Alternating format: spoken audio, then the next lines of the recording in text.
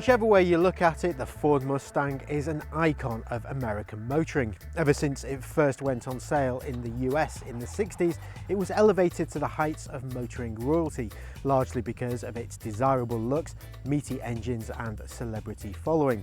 And while it proved a huge hit stateside, it never really took off in good old Blighty, largely because the steering wheel was on the wrong side and it was pretty expensive to run. Those days though are long behind us. Ford has now made a Mustang that's not only available as a right-hand drive, but, according to the manufacturer, is better suited to life on this side of the pond. One thing's for sure, it's certainly got that wow factor from the outside. Just look at its muscular stance, long bonnet and flowing lines, not to mention this bright yellow paint job. It really is a throwback to the original Mustang. I mean, look at those tail lamps, they're a modern take on the original. And it's the same on the inside. Okay, it's not exactly in the same league as some of its European competition. Some of the plastics are a bit cheap and scratchy, not exactly what you'd call premium. And the buttons do take a little bit of getting used to, but they're a mix of retro design and modern styling.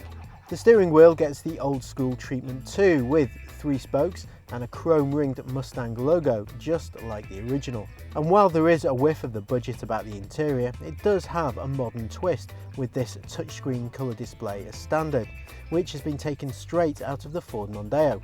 Bluetooth, DAB and USB is also standard, as well as Ford's Sync voice control system. American cars are known for their size and the Mustang is no exception. That means that it's a proper 2+2 and there's a decent sized boot that's bigger than rivals like the BMW 2 Series and Audi TT. Although you do have to get used to the hidden boot opening button under the bumper. Getting in and out of the back seats is a little tricky though, because of the lever that folds a seat forward, but it doesn't slide either. And once you get into the back, space is at a premium. Head and leg room is a little bit limited, but it is better than some of its competition. American muscle cars have always had a reputation for suiting life on the straight roads that you tend to find on US highways, rather than the twisty stuff that you'll find around Europe. But that's not the case anymore. Well, not with the Mustang anyway. Ford has engineered an independent suspension at all 4 corners, meaning it now handles surprisingly well on twisty roads with minimal body roll. It's flexible enough to soak up bumps so that it makes it relatively comfortable and well balanced. So far so good. This one is the flagship 5-litre V8, which pumps out 412 brake horsepower at 6,500 RPM. But to get the most out of it, you really need to keep the revs high. There is a more fuel efficient 2.3-litre turbo with 313 brake horsepower, and while it's not as fast as the V8, it will save you more at the petrol station. And if you drive it carefully, you should return around 35 miles per gallon. That's compared to 20 miles per gallon from the V8.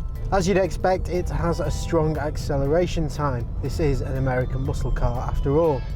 Overall, the Mustang is a transformation for an American muscle car. It is a big car, and while it's not as nimble as some of its European competition, it is a marked improvement on Mustangs of old.